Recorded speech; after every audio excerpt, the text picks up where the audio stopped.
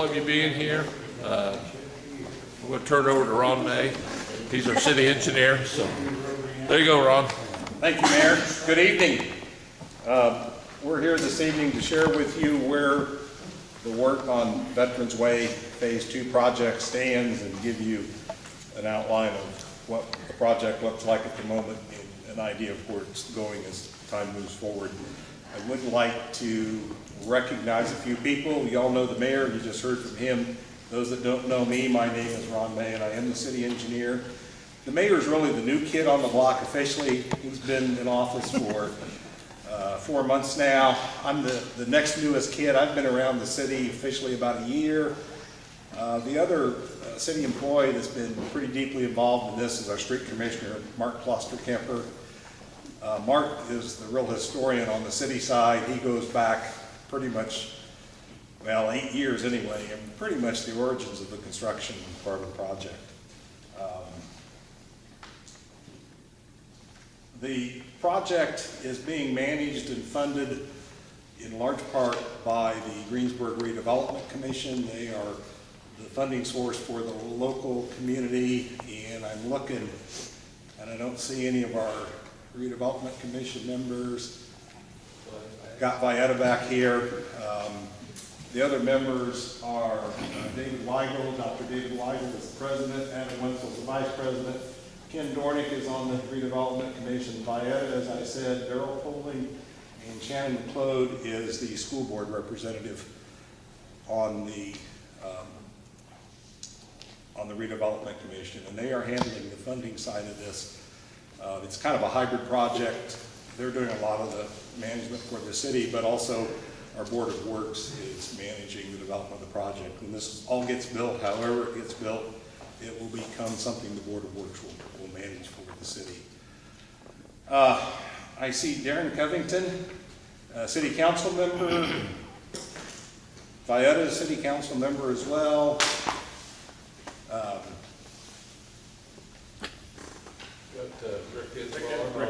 With Board of Works, sorry, Rick.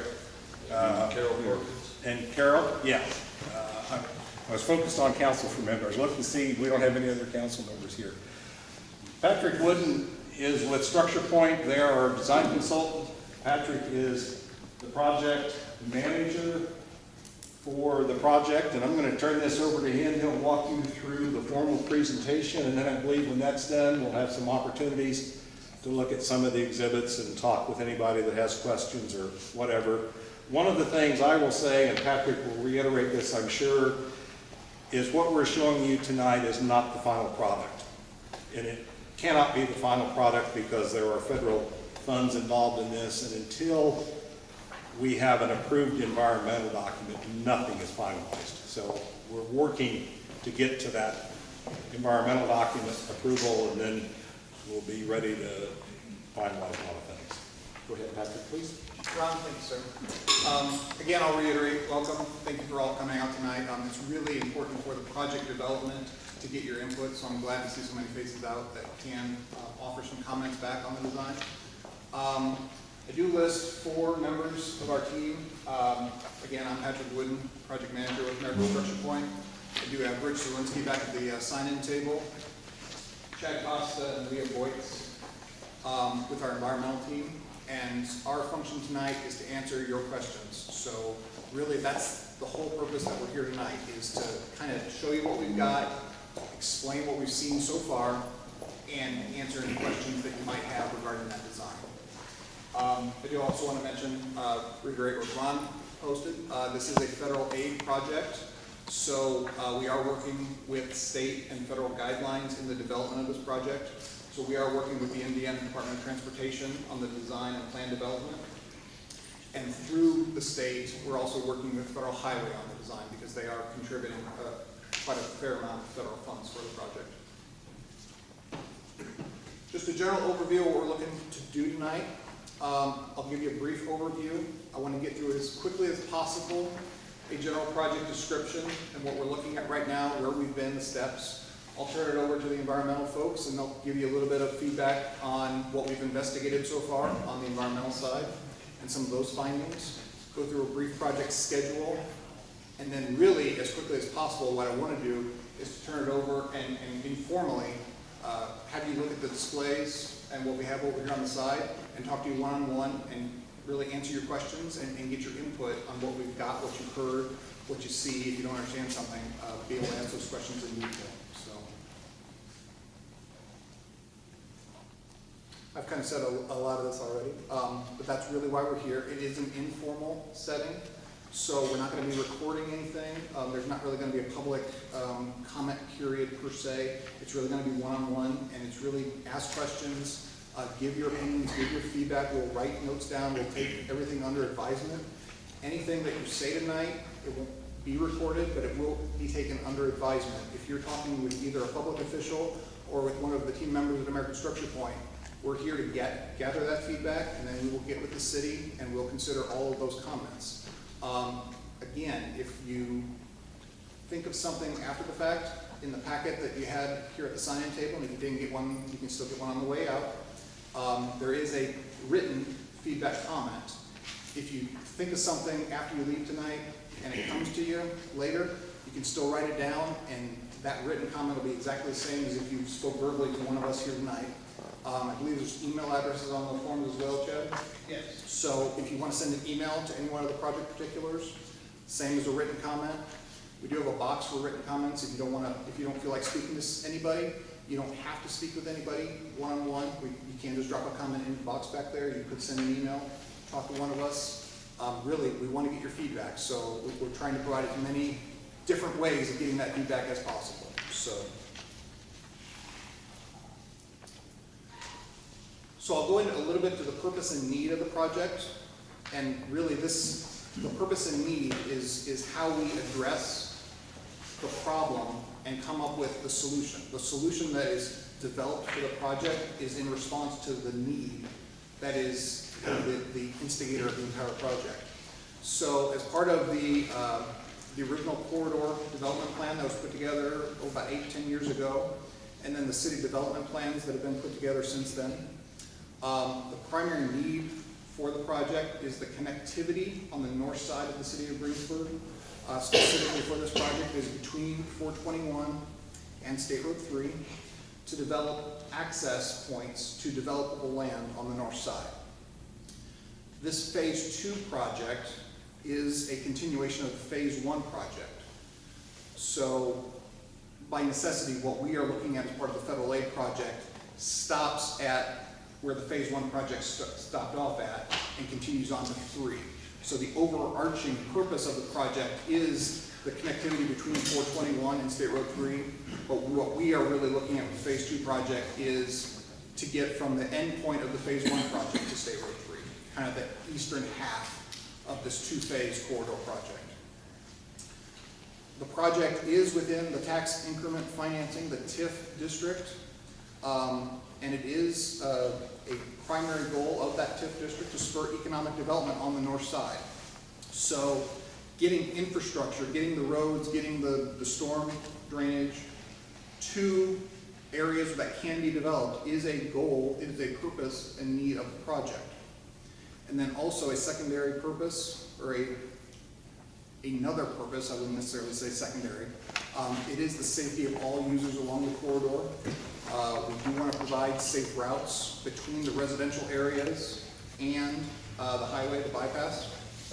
And that is for all users. We are looking at not just vehicles, not just cars, but also pedestrians and bicycles along the corridor. We're not really reinventing the wheel. We are working off of development comprehensive plans that the city has put together over the last decade. As you can see on the map here, or barely see, I guess, the area of study is a regional commercial corridor, kind of that reddish shade, just south of 74 on the north side of Greensburg.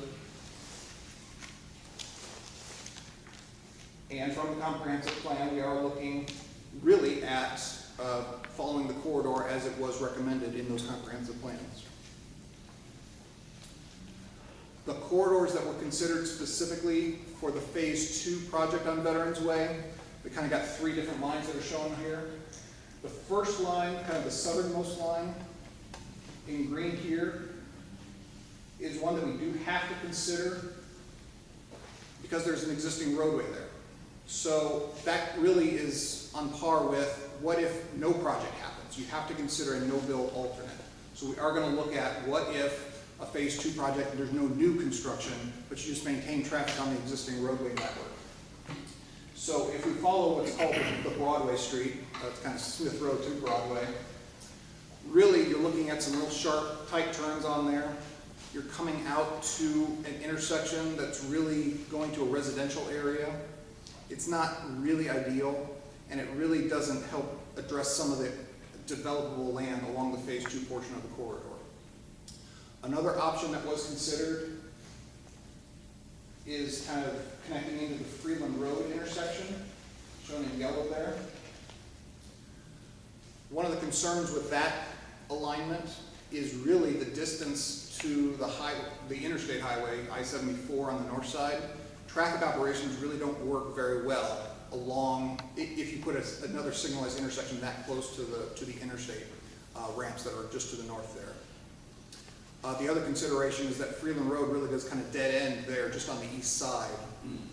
So the recommendation of the original corridor study was to follow the blue line kind of in the middle, tying off of the intersection at Lincoln Street to the existing intersection there with Lincoln Street.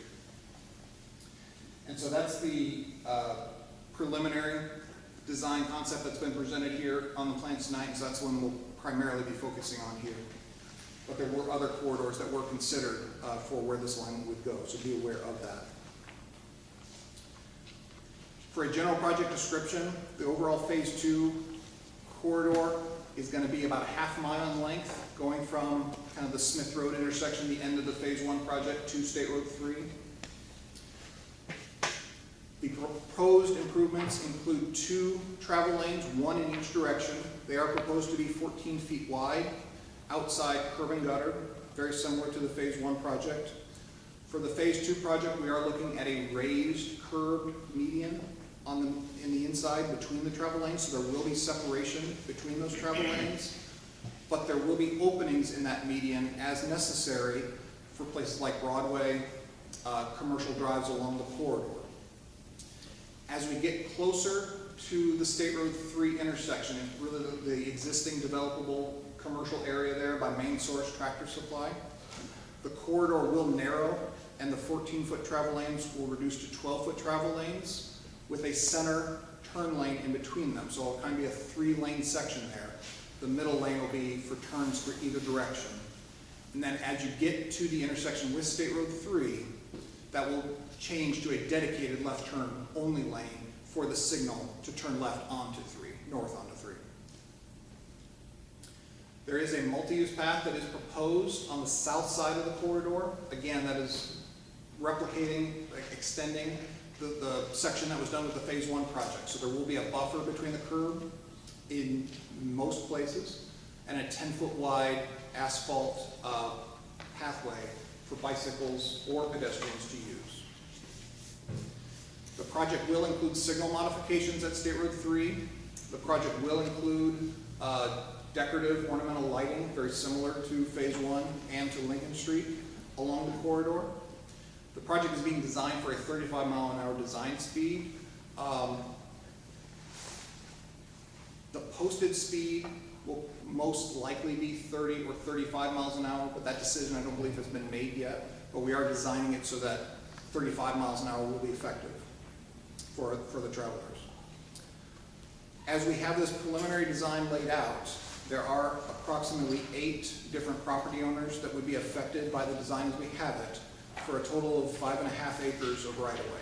And that does include agricultural, residential, and commercial properties through the corridor.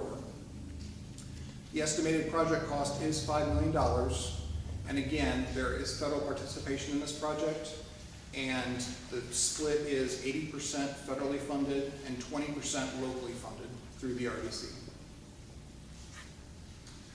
So that's a lot of words. A picture is probably better to convey what that is. So this is 2 slides here that shows the overall limits of the project.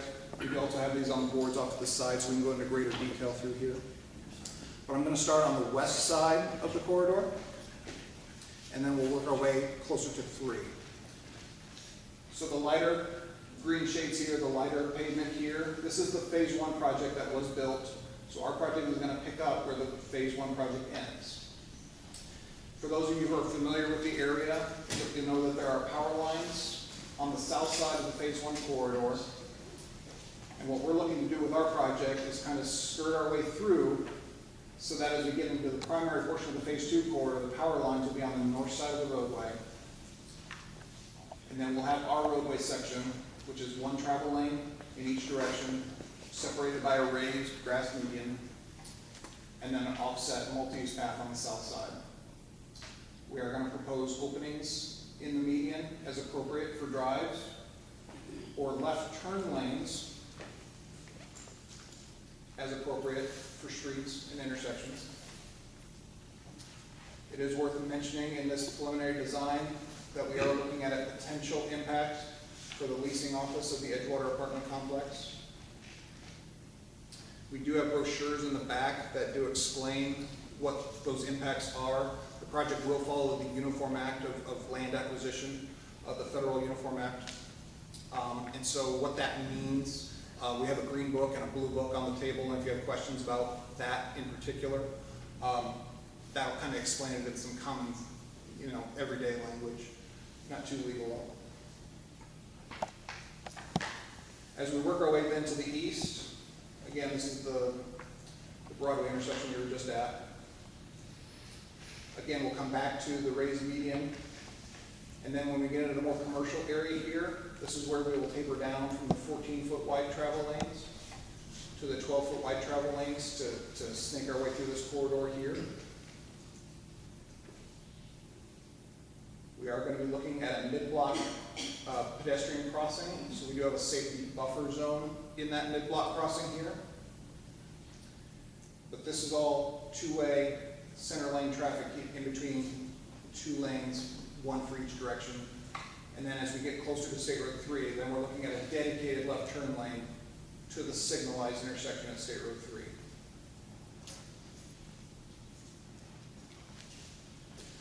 So with that, it's just a general overview. I want to turn it over to Leah Boytz, who will kind of go through some of the environmental process, what we're doing now, studying, and some of the preliminary findings that we have. Leah? Hi, everyone. So anytime a project involves federal funds, we have to go through the NEPA process. NEPA is the National Environmental Policy Act, and basically what it does is it requires us to look at all the impacts of the project to both natural resources as well as social resources. Through this process, this is how we establish the purpose and need. This is what drives the entire project.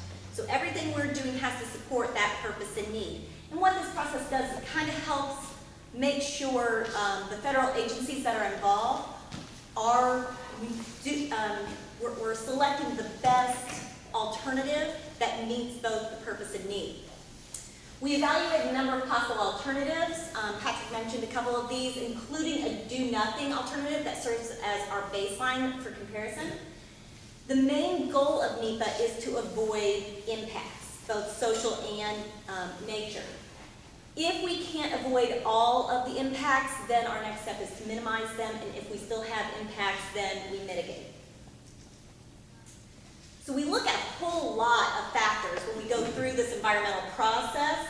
We will not be going through all these tonight, but these are all the things we look at anytime we do the NEPA, go through the NEPA process. And for this particular phase, we'll talk particularly about noise and about environmental justice. Anticipated permits that are going to be associated with this project include a Rule 5 permit because we will be disturbing more than 1 acre of land. We're really not impacting any other resources, so we're not really looking at any other permits. So a summary of the analyses today include our historic properties. So we did do or prepare a historic properties report. We also looked at archaeological sites, or look for them.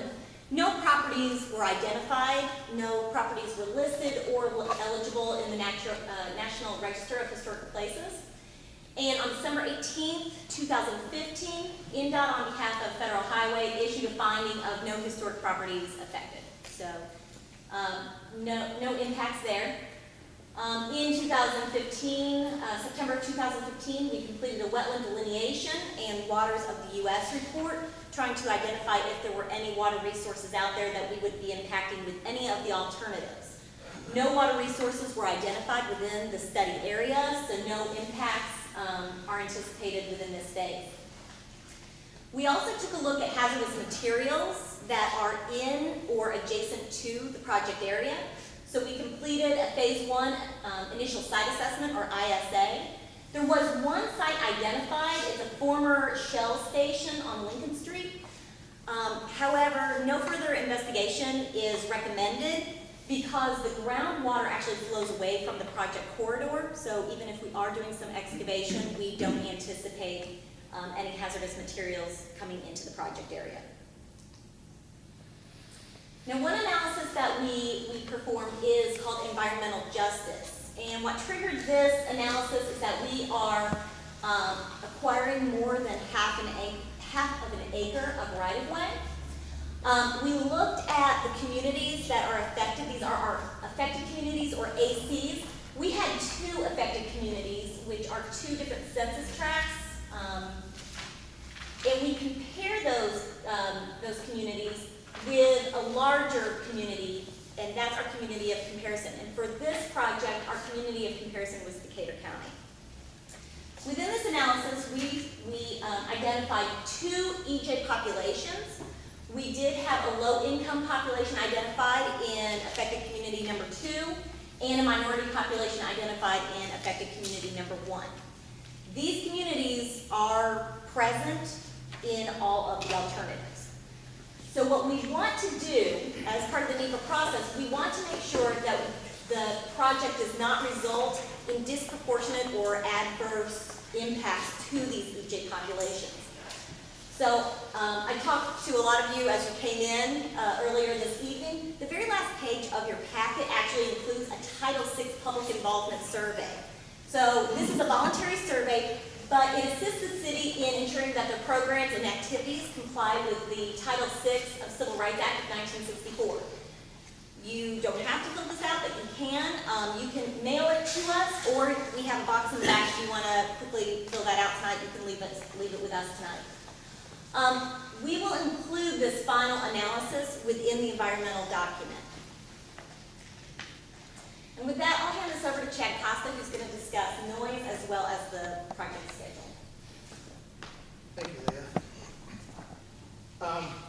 Just to elaborate a little bit on what Leah said, I want everyone to be aware that we do have a lot of extras of those information packets. So if you know someone that wasn't able to make it here this evening, feel free to take as many as you'd like, including that Title VI survey. Take as many as you like, take it back and distribute it to your neighbors or whomever. Include a comment form that goes for the comment form as well. So take as many as you'd like.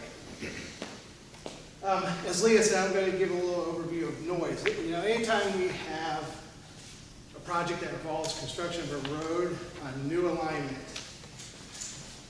the public is mostly concerned about noise. How is noise going to affect the area around me?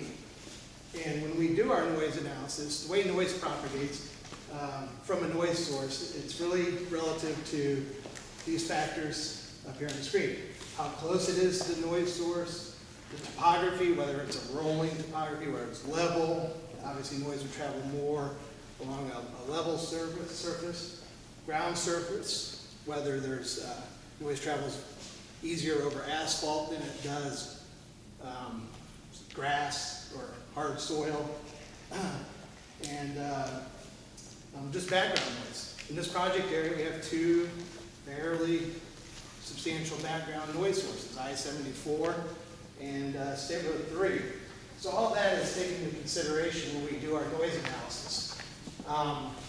Why a noise analysis for this project, phase 2, and not for phase 1? Well, the application of the federal funds is what triggers the noise analysis. Because we're constructing a new road on new alignment, we have to show that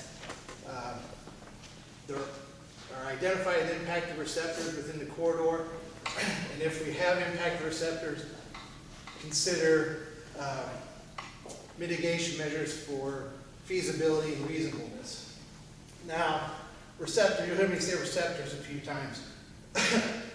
Receptors would be any residence, I'll use Edgewater and Lake Point as my prime examples because that's where the majority of our receptors are. The balconies, the patios, those are exterior receptors, so we model for those areas. And we look at an area of 500 feet either side of edge of pavement. We identified 142 receptors that were included in the model. You'll see an illustration of it in the next slide. But the analysis, the noise analysis, takes into consideration 3 scenarios. 1, what's the existing levels out there now? 2, we look 20 years down the road without the project. So again, you're going to be, and all this is using projected traffic volumes in those years, existing year and 20 years out.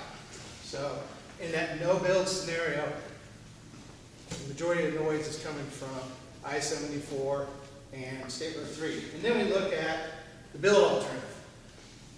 Putting the project in, and what are the noise levels 20 years down the road? So, the red line on this picture on the left-hand side there, that's our analysis area. So we looked at this area to determine where our receptors were. And it's hard to see on here. After the presentation, you're more than welcome to flip back to this, but there's little yellow dots, 142 of them, but the majority of them, 136 of them, are residences in these 2 apartment complexes. And then I have 2 commercial receptors. I have that, I guess it'd be the exterior shopping area for Tractor Supply. And then main source has a picnic table out here facing where the road's going to come in. That's an exterior use. We include it as a model receptor. Picture on the right here is an actual model that's been developed for this project. And what I wanted to point out is that, yes, our model does take into consideration I-74, State Road 3, and then these 2 ramps here. That's what we build into it. Ramps over here are far enough away that they're really not going to affect noise here, not at least over I-74 and State Road 3. So after identifying receptors, then we start running these models, these 3 different models we talked about, to determine if there's impacts.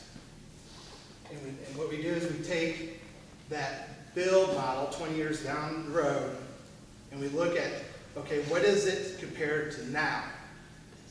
And if the future is more than 15 decibels over what it is now, then NDOT and Federal Highway consider that a substantial impact, warranting some sort of consideration for noise mitigation. Not saying that mitigation is going to happen, but that consideration has to be given. The other impact is if the 20 years down the road scenario, if that noise level, and this is a Federal Highway and NDOT term, approaches or exceeds the noise abatement criteria. Noise abatement criteria is, if you go to the federal regs, you'll see a bunch of different land use categories. The 2 that I'm going to be talking about, residences and then our commercials. Because those are really the 2 land uses we have. Residential receptors have a noise abatement criteria threshold of 67 decibels. What's the significance of 67 decibels? You and me talking right here is about 67, 66 decibels. So Federal Highway says, okay, if I have an exterior noise source that infringes on people's ability to speak, then that's an impact. So that's why it's 67 decibels. The approach is if it comes within 1 decibel of that 67. So the threshold for an impacted receptor at that level is 66 for residences. For commercials, it's a little bit higher. it's 72 decibels. So approaching it would be 71. So what we're doing now is we're finalizing this noise analysis. It will be approved for technical sufficiency through NDOT, and it'll be included in the environmental document and made available for public review. I can say that right now, preliminarily, again, everything discussed tonight is preliminary, but based on lack of access control along the corridors, the right-of-way is not secured to prevent development. As Patrick said, one of the purpose of these is to spur economic growth. And because of utility easements that go between Lake Point and the road, it really doesn't provide opportunity for noise mitigation. But again, this is all preliminary. We can flush this out in our final noise analysis. Anticipated project schedule. We're obviously here this evening at the public information meeting. Next step we're looking at doing is getting our draft environmental document submitted that addresses the National Environmental Policy Act that Lee was talking about.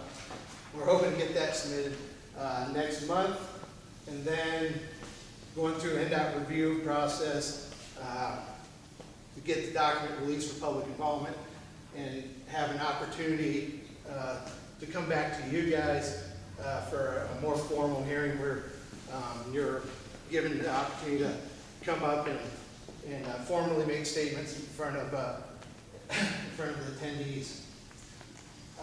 Once the environmental document's approved, which is anticipated in September of this year, right-of-way appraising and acquisition process can start. Looking to have the right-of-way secured by October of 2017, and then construction in March 18. And how long is the construction anticipated at this It's point? really anticipated about a year. About a year. 2018 construction season. So open to traffic 19, early 20, something like that. So again, that's just the preliminary schedule, estimated at this time. Again, Patrick talked about the comment form. This is in your public information packet. There's also standalone copies of the comment form next to the comment box in the back at the sign-in table. Please remember to have that comment form turned into us by May 20th, whether it's email or fax. You do it the day of.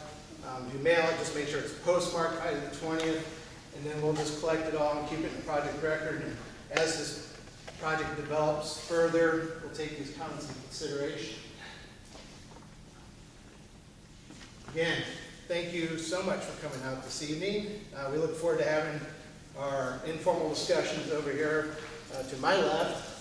If you have any questions regarding the overall project, management and development, please feel free to contact Patrick Wooden, or if you have questions about the environmental process, feel free to contact me.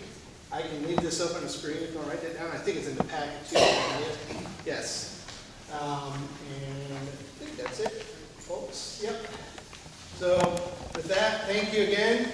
And the project team will be over here at the displays, ready to have informal discussions with you.